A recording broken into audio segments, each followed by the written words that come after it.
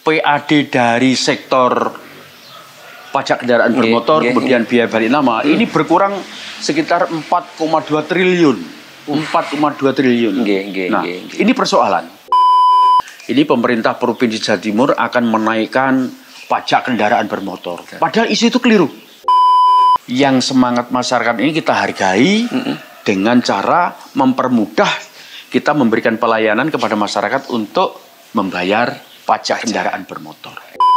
Itu adalah satu potensi PAD yang tetap harus digarap oleh semua aparat yang berkompeten untuk menggali. Untuk dana yang digelontorkan ke masyarakat ini sudah merata atau belum? Masyarakat umum berhak ikut melakukan pengawasan atas program daripada pembangunan yang turun di masyarakat itu.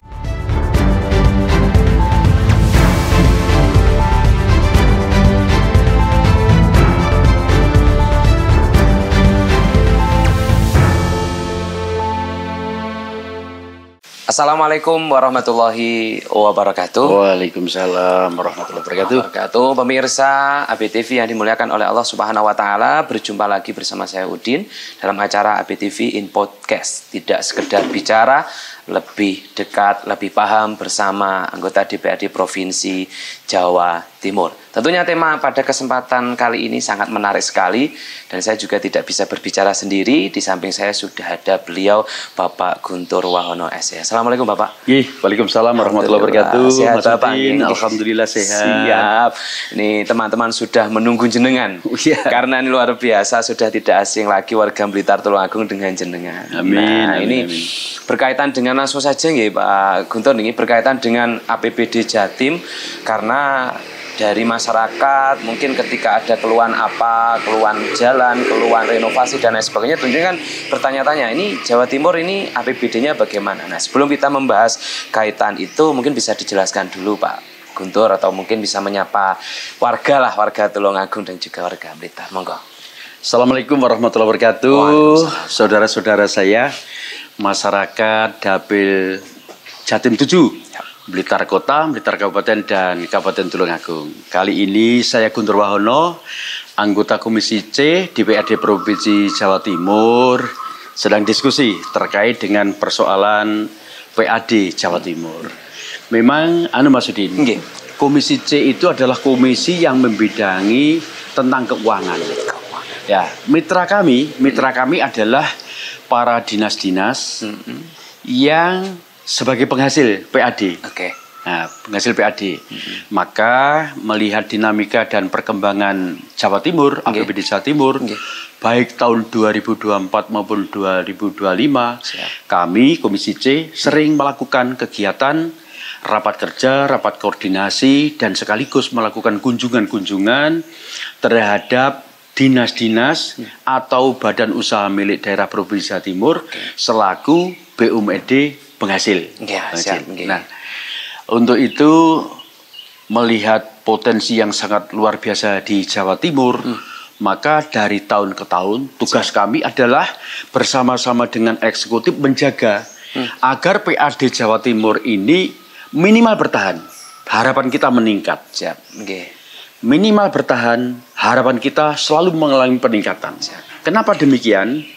Memang kebutuhan masyarakat Jawa Timur sangat luar biasa. Kalau tidak ditopang pendapatan asli daerah, tidak dimaksimalkan potensi-potensi PAD dari badan usaha milik daerah, maka pemerintah Provinsi Jawa Timur ini akan kesulitan untuk memberikan program, kemudian memberikan support kepada masyarakat yang bersumber dari APBD Jawa Timur. Jawa Timur luar biasa. Berarti ini untuk kalau ditanya APBD itu sumbernya dari mana kalau yang di Jawa Timur, Pak? Jadi sumbernya APBD Jawa Timur yang pertama dari PAD.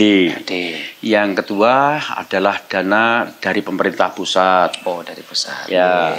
Nah, yang dari PAD itu bersumber dari pajak daerah, kemudian dari retribusi daerah.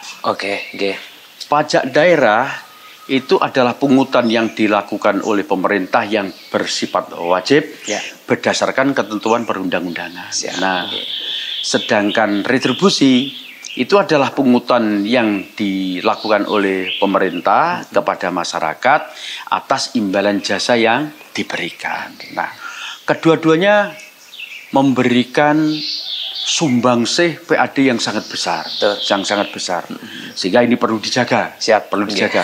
Kalau tidak, wah, ini repot ini Jawa Timur. Siap.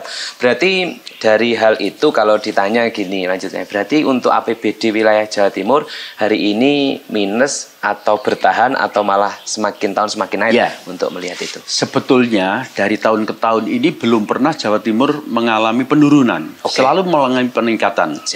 Tetapi karena ada pembagian pajak kendaraan bermotor kepada pemerintah kabupaten kota di 38 kabupaten kota yang ada di Jawa Timur, maka PAD dari sektor pajak kendaraan bermotor kemudian biaya balik nama ini berkurang sekitar 4,2 triliun.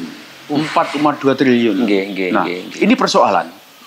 Sehingga kami Komisi C itu selalu melakukan koordinasi komunikasi dengan dinas-dinas penghasil agar ada sektor-sektor lain yang perlu digarap secara serius agar bisa menutup atau syukur kalau bisa melebihi dari pengurangan 4,2 triliun itu.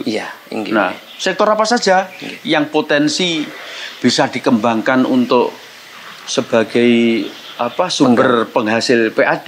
Ya banyak, terutama belum maksimalnya pemerintah menangani soal pertambangan. Apa itu? Terutama dari sisi perizinan. Perizinan. Sebetulnya masyarakat, para penggali, para penambang itu semangatnya luar biasa, Mas. Semangat, sangat semangat untuk ngurus perizinan. Bahkan mereka berpikir berapapun biayanya itu akan dibayar sepanjang izin ini cepat keluar. Nah, kesan yang tercipta selama ini izin sulit, mahal, terus birokrasinya lama. Ini persoalan. Nah, kalau masyarakat sudah punya kesadaran untuk melakukan perizinan terkait masalah tambang, tentu pemerintah itu berkewajiban untuk mempermudah perizinan. Nah, orang kalau sudah punya semangat, ya harus didorong, harus diberikan ruang seluas-luasnya. Jangan dipersulit, jangan dipersulit. Itu, Mas Sidin. Luar biasa. Sebelum kita ke pertambangan, ini saya menarik ini Pak Guntur. Jenengan tadi menyinggung berkaitan dengan biaya balik nama, kemudian biaya pajak kendaraan bermotor. Nah, ini menurut panjenengan, ini penerimaan ataupun prosesnya ini di masyarakat sudah stabil atau sudah merata atau bagaimana ini?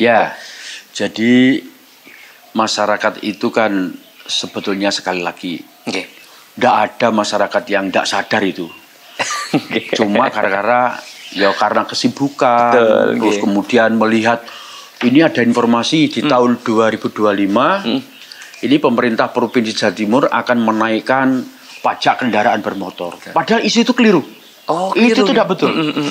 Biaya balik nama dan besaran pajak kendaraan bermotor di tahun 2025 ini pemerintah Provinsi Jawa Timur menetapkan sama dengan tahun sebelumnya 2024. Nah, informasi yang semacam ini perlu diketahui, dipahami dan harus disosialisasi terus kepada masyarakat agar masyarakat itu punya pemahaman.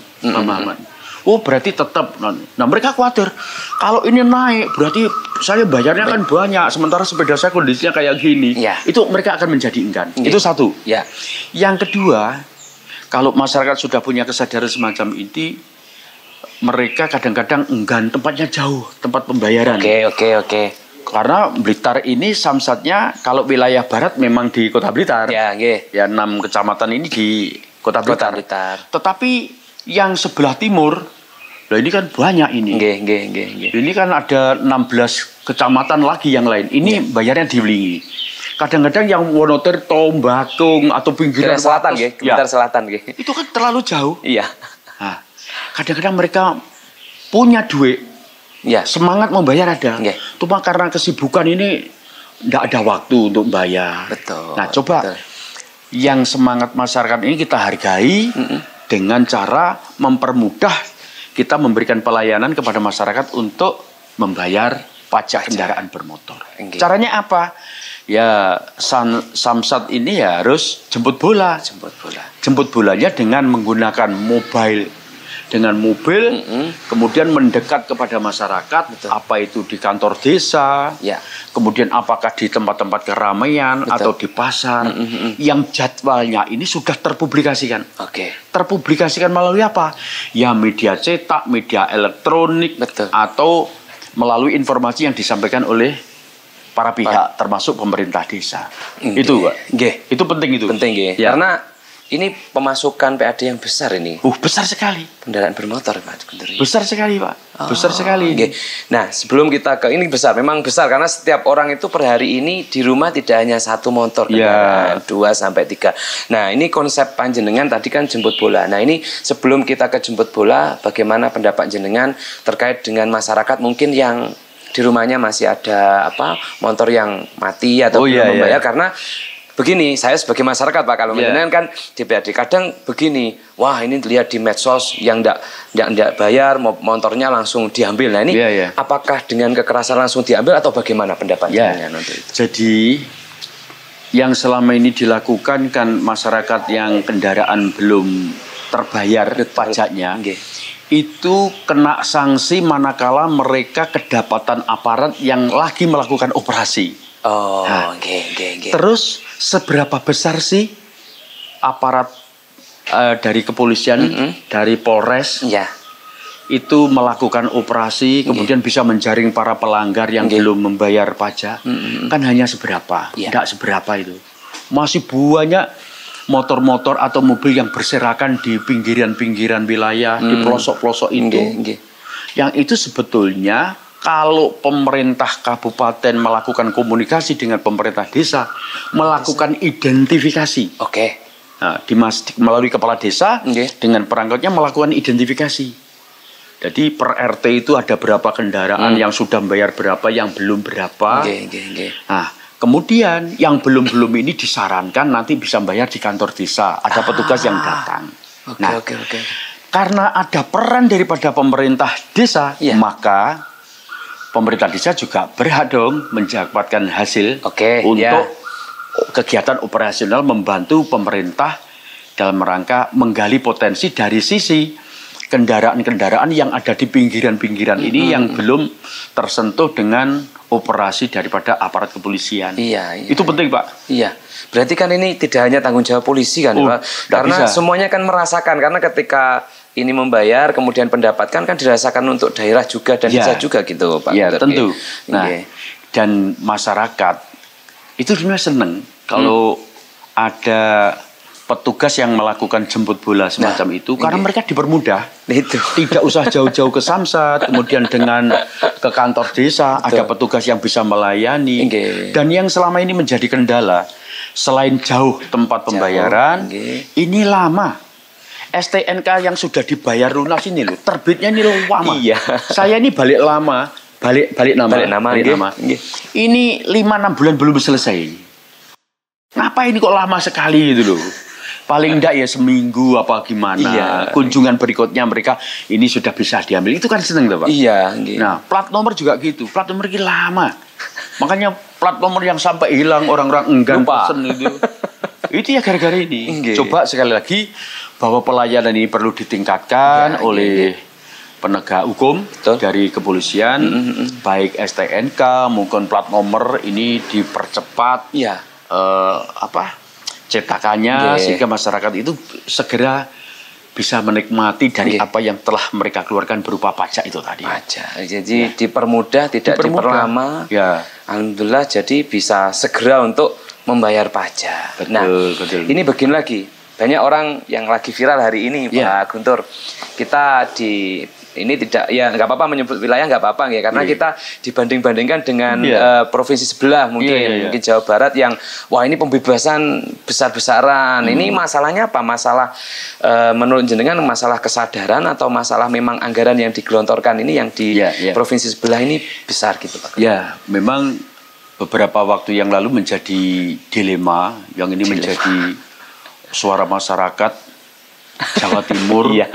Kenapa sih Jawa Timur kok tidak seperti Jawa Barat? Betul. Ada kebijakan daripada Gubernur Jawa Barat melakukan pemutihan yang sangat luar biasa. Iya.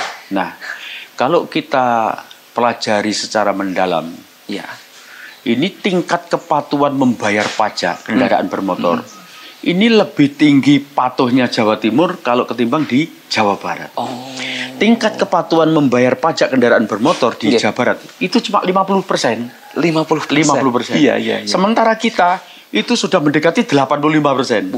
Jauh sebenarnya. 85%. Nggih, nggih, nggih. Tetapi bukan berarti kalau kita yang sudah patuh, yang belum patuh ini 15% terus kemudian diabaikan, kita betul. berbangga diri. Enggak. Itu adalah satu potensi PAD yang tetap harus digarap Dikejar, oleh iya. semua aparat yang berkompeten Betul. untuk menggali agar tingkat kepatuhan ini menjadi meningkat. Nah, kalau sekarang ada pembagian bahwa 60 sekian persen ini untuk kabupaten, kota, Nggih. sementara provinsi hanya 40, sekian, maka ada kewajiban daripada pemerintah kabupaten kota beserta para anggota legislatornya Oke. itu harus secara maksimal membantu melakukan sosialisasi kepada masyarakat di semua kegiatan. Oke. Apa itu di kegiatan reses, apa kegiatan sosialisasi, seminar, lokakarya, Oke. sarasean, Siap. atau kunjungan ke daerah pemilihan, tentu mereka harus sering menyampaikan. Yang pertama, pajak tidak ada kenaikan. Oke. Yang kedua, dengan membayar pajak, dengan kemudahan-kemudahan yang dilakukan oleh pemerintah, maka PAD pemerintah Provinsi Jawa Timur akan meningkat. Kalau PAD-nya meningkat, maka banyak program Nggih. atau bantuan-bantuan kepada masyarakat ini akan semakin meningkat. Dan inilah sebetulnya yang dikehendaki oleh masyarakat. Oh. Karena masyarakat kadang-kadang punya anggapan, punya inginan bahwa sementara ini hanya kewajibannya untuk bayar saja yang dituntut, Iya. tapi hak mereka tidak diberikan. Nggih, Nah, nggih. sebetulnya kalau ada keselarasan Oke. antara pemerintah dengan masyarakat, saya pikir Indonesia ini maju, tidak hanya Jawa Timur kok. Nah, karena sebetulnya anggaran yang digelontorkan kepada masyarakat ini adalah anggaran-anggaran yang bersumber dari masyarakat sendiri. Begitu nggih. Sehingga program apapun yang diberikan oleh pemerintah provinsi kepada Nggih. masyarakat di Betul, Jawa Timur betul, ini adalah anggaran yang sebetulnya bersumber dari masyarakat, baik berupa pembayaran pajak ataupun penarikan retribusi. Oh, jadi sebenarnya kalau iya, bolak-baliknya kan begitu, Mas. Nah, jadi memang ini tanggung jawab semuanya. Ya, gitu. ya, Jadi ya. tidak semata-mata, wah Jawa Timur bagaimana, tidak bisa. Karena nggak daerah bisa. juga harus berperan aktif, tidak hanya pemerintahnya, tapi juga legislator dan semuanya. Tuh, ini. iya, Nggih, tentu. jadi biar saling terintegrasi, kemudian kembalinya kepada masyarakat. Nah, ini luar biasa. Mungkin berkaitan dengan kendaraan, sadar Jawa Timur sudah. Iya. Kemudian dibantu untuk itu, untuk percepatan pengurusan, kemudian kemudahan sampai jemput bola. Jemput Betul, bola, Pak? jemput Nggih. bola. Mungkin itu untuk yang berkaitan dengan kendaraan. Saya kira sudah clear, nanti bisa disampaikan kepada masyarakat. Nah, itu Iya. masyarakat jangan membanding-bandingkan. Nah, ternyata setelah dianalisis, nah ini masalahnya di kesadaran. Nah, yang selanjutnya ini Pak Guntur, menurut panjenengan untuk dana yang digelontorkan ke masyarakat ini sudah merata atau belum nih menurut jenengan? Ya, memang antara anggaran yang tersedia dengan kebutuhan masyarakat ini memang masih jauh, Mas. Masih jauh. Mungkin masyarakat butuhnya 100, tapi kemampuan pemerintah provinsi ini hanya sekitar 50, 60. iya, Sehingga nggih. ya masyarakat tentu kalau dianggap puas ya tentu belum. Nggih, nggih. Harapannya tetap ada Nggih, agar pemerintah Provinsi Jawa Timur lebih fokus konsentrasi kepada kepentingan-kepentingan masyarakat. Oke. Apa itu? Karena kalau kita melihat bangunan-bangunan baik itu infrastruktur ataupun yang lain yang Oke. itu bersumber dari APBD Provinsi Jawa Timur sampai saat ini masih perlu penanganan serius. Apa? Perbaikan. Oke, baik. Karena yang sudah dibangun sedemikian rupa, Nggih. karena tergerus waktu, pemakaian Iya. yang luar biasa, Nggih. tonase kendaraan itu yang sangat berlebihan, kemudian air yang tergenang di Kena. jalan-jalan, Nggih, nggih, nggih. itu mengakibatkan kerusakan jalan-jalan yang dibangun melalui APBD Jawa Timur. Nah, harapan masyarakat kalau terjadi lubang-lubang di jalan, harapannya langsung. Tanpa harus masyarakat usul atau kirim surat atau demo. Nah, ini maunya itu masyarakat maunya masyarakat pemerintah segera dibangun, segera ditambah, segera dibenahi. Tetapi karena yang ditangani Jawa Timur begitu luas, 38 kabupaten kota di Jawa Timur ini kan sangat luar biasa. Nah, tentu petugas atau aparat dari PU yang menangani Bina Marga ini juga sudah mengakomodir sedemikian rupa tentang persoalan-persoalan yang dirasakan masyarakat. Tetapi sekali lagi, semua itu ada mekanismenya, ada prosedurnya, ada saatnya. Tidak bisa setiap saat ini lubang langsung tembel. Nah, ini harus diajukan dulu, anggaran ada baru. Karena di UPT kita ikut di Kediri, Mas. Oh, ikut Kediri. Di Tulungagung Blitar ini UPT-nya ikut Kediri di Bina Marga. Kediri. Nah, itu juga nunggu anggaran. Sementara anggaran yang tersedia yang dialokasikan oleh pemerintah Provinsi Jawa Timur di UPT itu pun juga terbatas. Mereka harus bagi, harus dilihat mana yang prioritas, dilihat skala prioritas betul.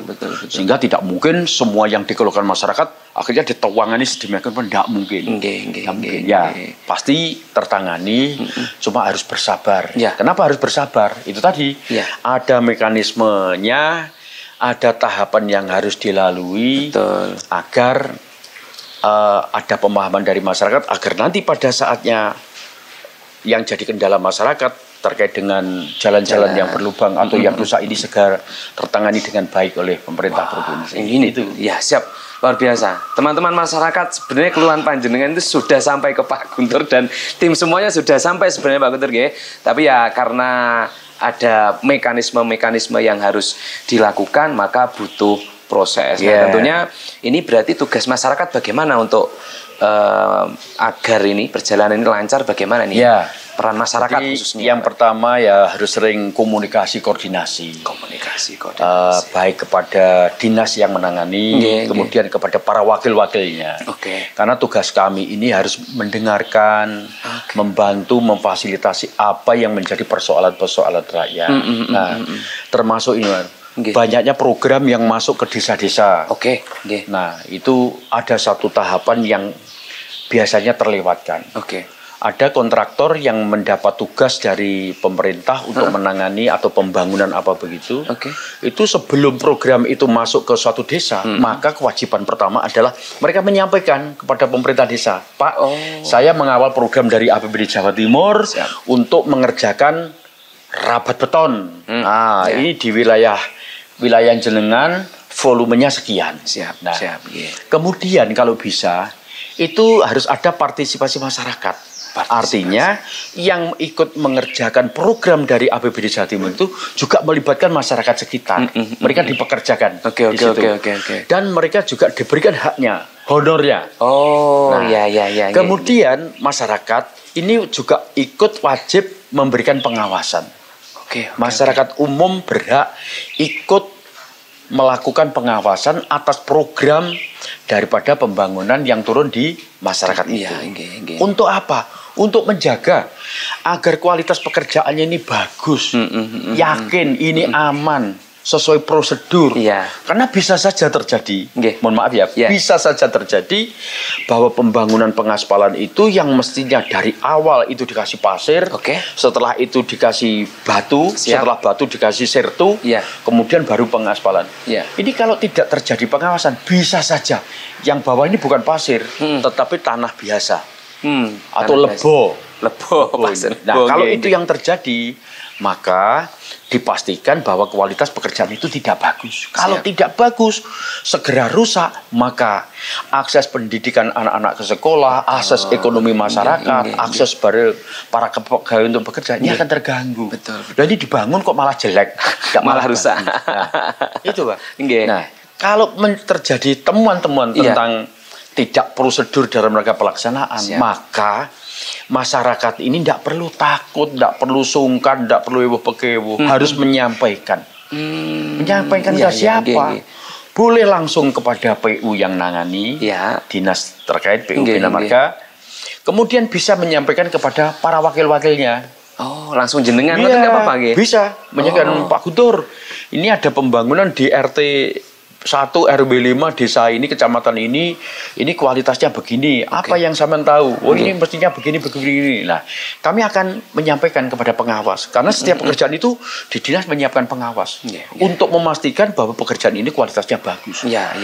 Dan ini harus dipertanggungjawabkan karena 1 rupiah pun angka itu harus dipertanggungjawabkan karena ini adalah uang rakyat. Uang rakyat. Nah, kalau ada kepedulian, kepekaan daripada masyarakat untuk ikut melakukan pengawasan, maka ya dipastikan kualitasnya bagus.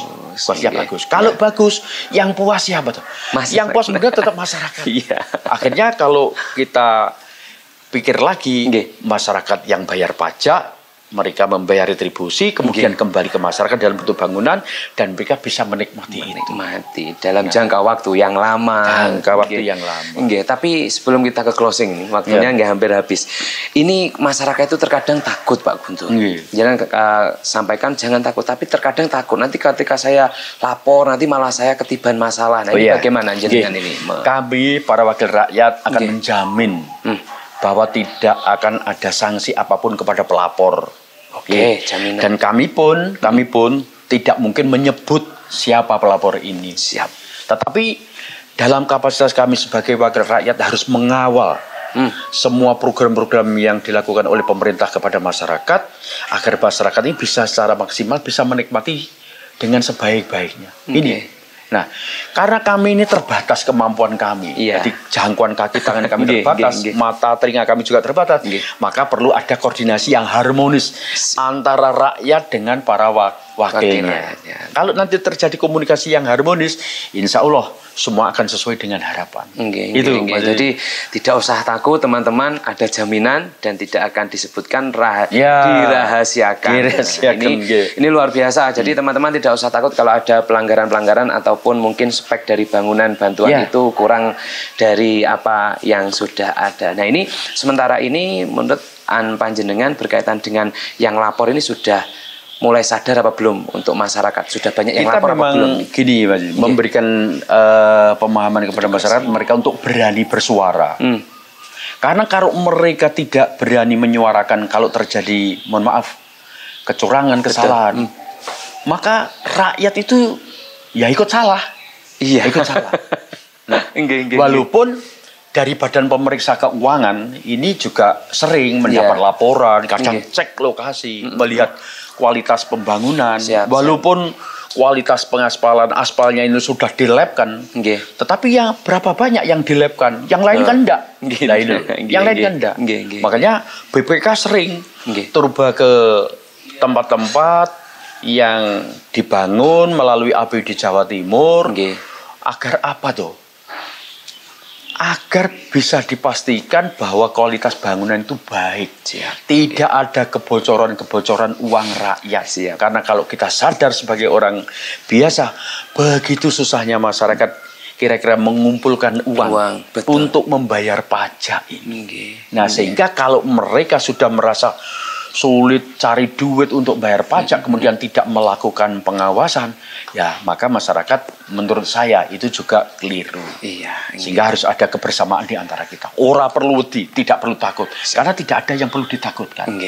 Dan pemerintah ini juga menjamin kepada mereka. Justru kerjasama inilah yang kita inginkan agar ada sinergi yang baik antara kami wakil rakyat dengan rakyat, rakyat dengan pemerintah selaku penyelenggara pemerintahan. Siap, luar biasa Pak Guntur. Nah, ojo wedi. Bahasa beliau ojo wedi, merinding saya, ojo wedi. Nah, ini karena waktu terbatas, kesimpulan hari ini Pak Guntur berkaitan dengan APBD Jawa Timur yang dari masyarakat dan untuk masyarakat, monggo untuk warga khususnya Jawa Timur, monggo. Saudara-saudaraku, dulur-dulur masyarakat Jawa Timur 7, Blitar, Kota, Kabupaten dan Tulungagung, mari kita tingkatkan kesadaran untuk membayar pajak. Karena dengan membayar pajak, maka pembangunan di wilayah Jawa Timur, terutama di wilayah kita, Jatim 7, tentu akan meningkat. Saya Guntur Wahono, anggota Komisi C DPRD Provinsi Jawa Timur, akan selalu bersama-sama dengan rakyat mengawal pembangunan masyarakat. susahnya rakyat, susahnya kami, senangnya rakyat adalah senangnya kita semua. Terima kasih. Wah, luar biasa. Kasih tepuk tangan buat Pak Guntur. Baik, terima kasih Pak Guntur. Mudah-mudahan bermanfaat. Mudah-mudahan kita bisa berjumpa lagi di lain waktu. Kita doakan panjenengan selalu sehat, panjang umur, istiqomah ibadah dan juga lancar rezekinya untuk menemani warga masyarakat Jawa Timur. Terima kasih pemirsa. Saya Udin dan Pak Guntur undur diri dari hadapan Anda. Akhirul kalam, wallahul muwaffiq ila aqwamit thoriq. Wassalamualaikum warahmatullahi wabarakatuh.